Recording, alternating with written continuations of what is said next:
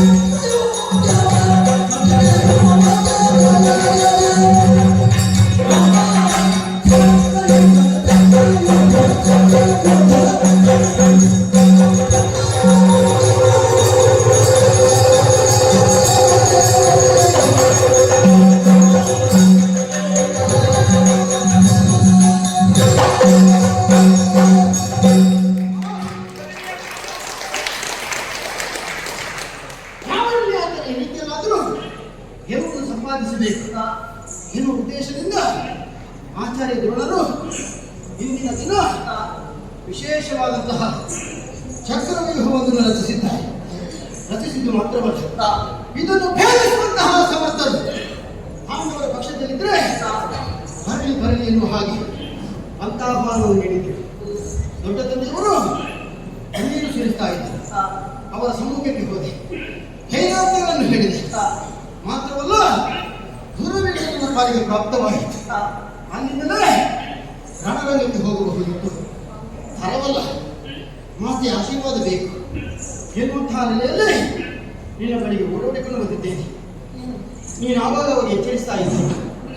ಈ ಪ್ರಪಂಚದಲ್ಲಿ ಒಂದು ಹುಂಡು ಕಟ್ಟಿ ಅಲ್ಲಬೇಕು ಅಂತ ಆದರೂ ಭಗವತ್ ಸಂಕಲ್ಪ ಬೇಕು ಎನ್ನುವ ಹಾಗೆ ಜಗದ ಅಧ್ಯಕ್ಷನಾದಂತಹ ನಿನ್ನ ಅಣ್ಣನು ನನ್ನ ಮಾವನು ಆದಂತಹ ಗೋಪಾಲಕೃಷ್ಣ ಸ್ವಾಮಿ.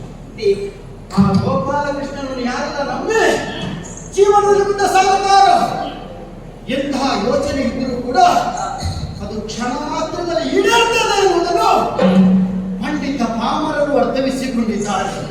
ಹಾಗಾಗಿ ನಮ್ಮ ಪಕ್ಷದಲ್ಲಿ ಎಷ್ಟು ಮಂದಿಗಳು ಗೋಪಾಲಕೃಷ್ಣನನ್ನು ಆರಾಧಿಸುವುದಕ್ಕಾಗಿ ಮುಂದಾಗುತ್ತಾ ಇದ್ದಾರೆ. ನಾನು ಕೂಡ ಹಾಗೆ.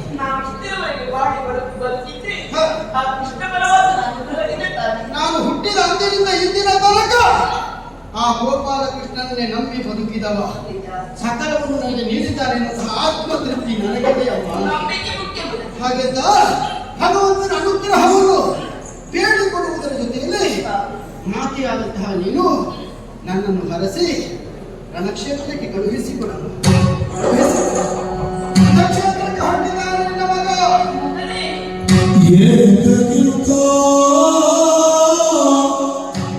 ಬುದ್ಧಿ ಬಂತು ಏಕಾಗಿರುತ್ತ ಬುದ್ಧಿ ಬಂತು ಕಂದ ಕಂದ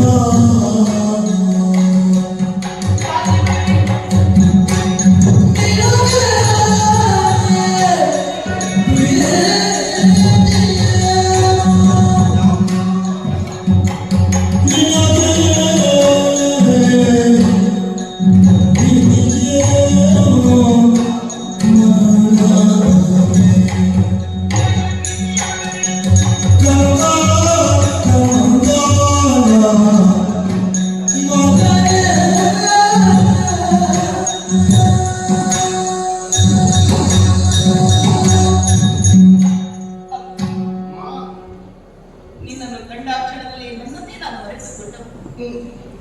ಸಂತೋಷದಿಂದ ಆದ್ರೆ ನೀನು ಆಡಿದಂತ ಮಾತಿನ ಶಬ್ದದ ಅಕ್ಷರವನ್ನು ಶರೀರಕ್ಕೆ ಕಿವಿಯಾಗಿ ಕೇಳಿಕೊಂಡು ಉಳಿದಮ್ಮ. ನಾಲಿಗೆ ತಡವರಿಸ್ತಾ ಇದ್ದು ನನಗೆ ಬೆಕ್ಕನ್ನು ಕಂಪಿಸ್ತಾ ಇದ್ದು. ಯಾಕೆ ಚಕ್ರ ವ್ಯೂಹವನ್ನು ಭೇದಿಸಿ ಬರ್ತೀರ ಮಾನವನ್ನು ಕಳುಹಿಸಿಕೊಡು.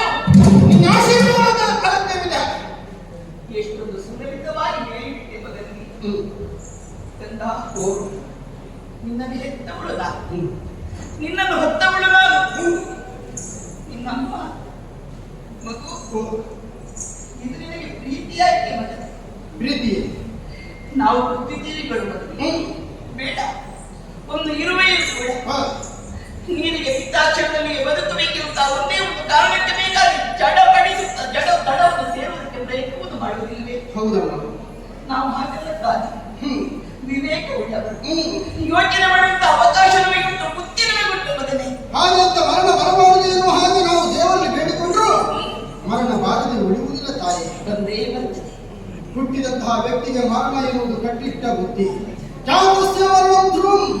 ಹಾಗಂತ ಸಾವು ಬರುವುದಿದ್ದರೂ ಸಾವಿನಲ್ಲಿಯೂ ಸಾರ್ಥಕತೆ ಇರಬೇಕು ತಾಯಿ. ಬೇಕು ಮಗನೇ. ಕೇವಲ ಸತ್ತ ಎನ್ನುವ ಹಾಗೆ ಆಡಿಕೊಳ್ಳುವ ಹಾಗಾಗಬಾರದು. ಒಬ್ಬನಿಗೆ ವೀರನ ಮರಣ ಪ್ರಾಪ್ತವಾಗ್ತದೆ ಅಂತಾದ್ರೆ ಅದು ಯಾವ ಕ್ಷೇತ್ರದಲ್ಲಿ ಬೇಕಾ? ನಮ್ಮ ದೇಶಕ್ಕಾಗಿ ಪ್ರಾಣಾರ್ಪಣೆ ಮಾಡಿದಂತಹ ವೀರ ಯೋಧರ ಕಥೆಗಳನ್ನು ಆಲೋಚನೆ ಮಾಡು ತಾಯಿ.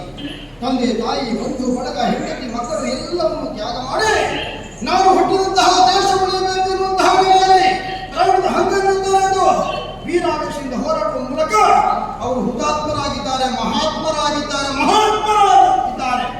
ದೇವರನ್ನು ಪೂಜೆ ಮಾಡುವಷ್ಟೇ ವೀರ ಯೋಧವನ್ನು ಪೂಜೆ ಮಾಡುವುದಕ್ಕೆ ಮುಂದಾಗ್ತಾರೆ. ಯಾಕೆ ಗೊತ್ತೇ?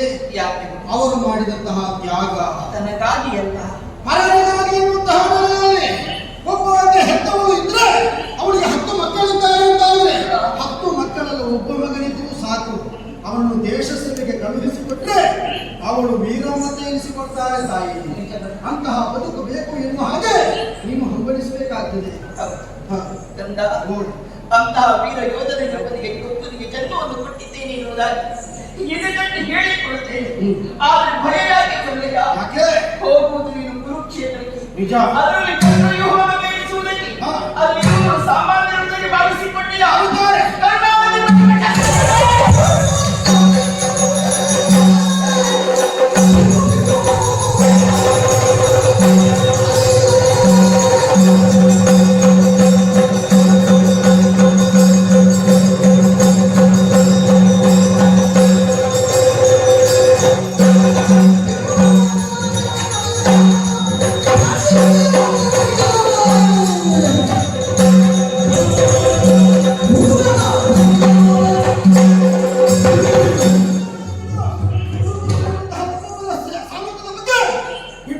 ಸೇರಿಸ್ತಾ ಇದೀಯ. ನಿಜ. ಅವರೆಲ್ಲರೂ ಸಮರ್ಥರು.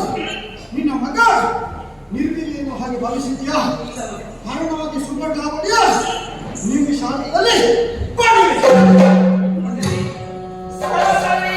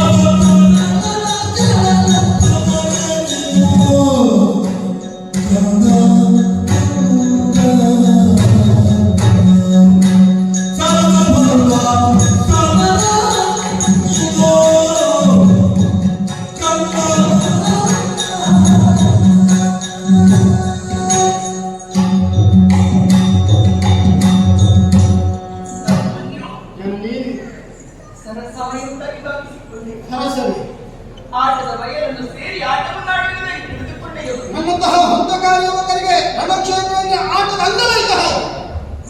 ಓ ಕ್ಷತ್ರಿಯರ ವಂಶದಲ್ಲಿ ಹುಟ್ಟಿದಂತಹ ನೀನು ಕ್ಷತ್ರಿಯನಾಗಿ ಆಡುವಂತಹ ಮಾತು ಸತ್ಯ ಹೌದು.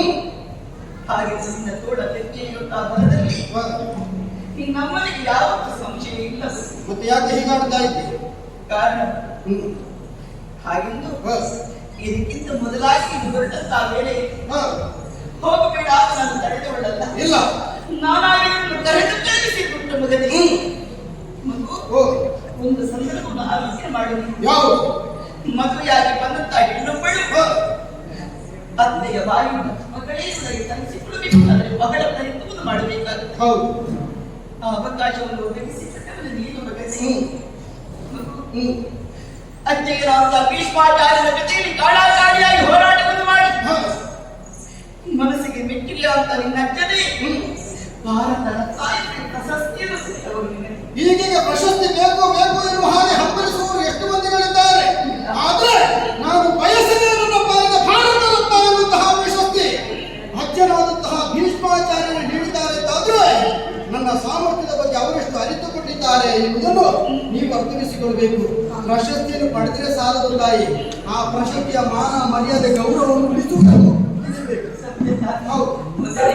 ಆ ಸಂದರ್ಭದಲ್ಲಿ ನಿನ್ನ ಅತ್ತೆ ನನ್ನ ಅತ್ತೆ ಕುಂತಿದೇವಿ ಓಡೋಡಿಕೊಂಡು ಬಂದು ಮಗಳೇ ಸುಭದ್ರ ನಿನ್ನ ಗರ್ಭ ಪಾವನವಾಯಿತು ಅಂತ ಹೇಳಿದಾಗ ನನ್ನ ಎದೆ ತುಂಬಿ ಬಂತು ಮಗನೇ.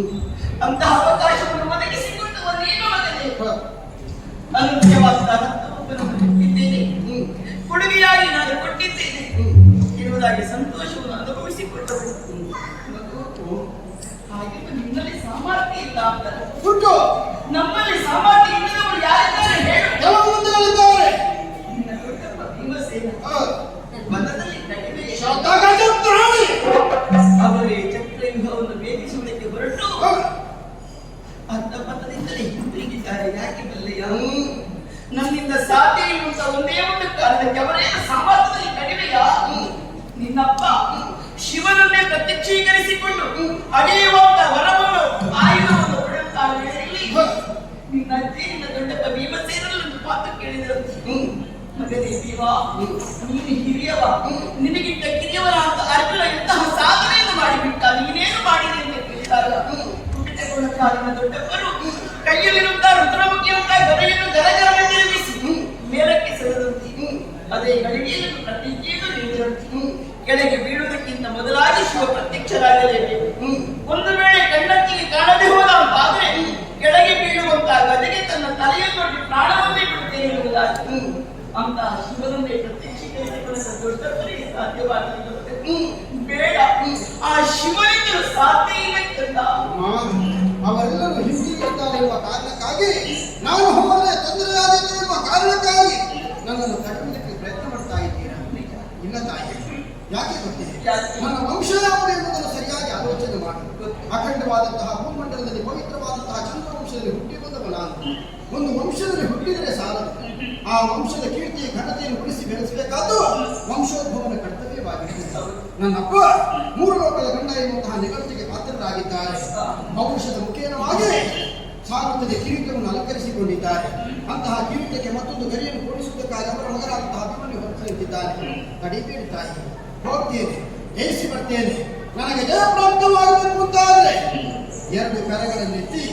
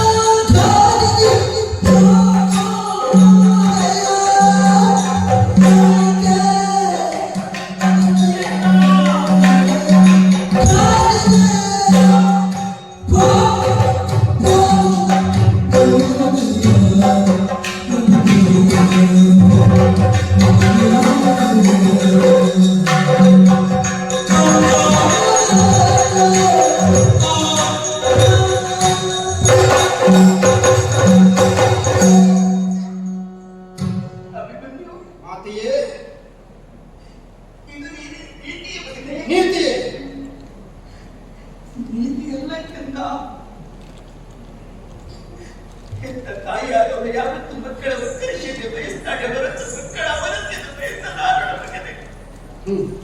ವಯಸ್ಸು ಕೂಡ ಹತ್ತಿಲ್ಲ ನನಗೆ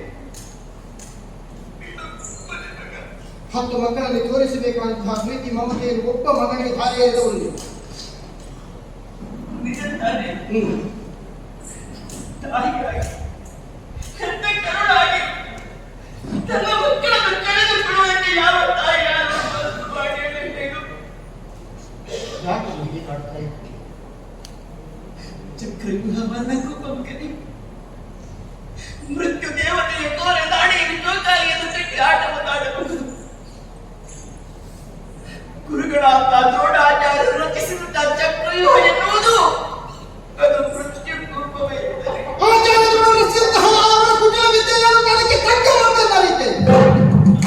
ಇಷ್ಟೊಂದು ಛಲ ಮಗನಿಗೆ ಯಾವತ್ತೂ ನಾನಾಡಿದಂತಹ ಮಾತನ್ನು ಮೀರಿ ನಡೆದವ ನನ್ನ ಮಗನಲ್ಲ. ಅಮ್ಮ, ನಾನು ಆ ಕೆಲಸವನ್ನು ಮಾಡಲೇ, ನಾನು ಅಲ್ಲಿಗೆ ಹೊರಡಲೇ, ಕೇಳುವಾಗ ನಾನು ಬೇಡ ಅಂತ ಹೇಳಿದ್ರೆ ಒಮ್ಮೆಗೆ ಸಾಕಾಗುತ್ತಿತ್ತು ನಿನಗೆ.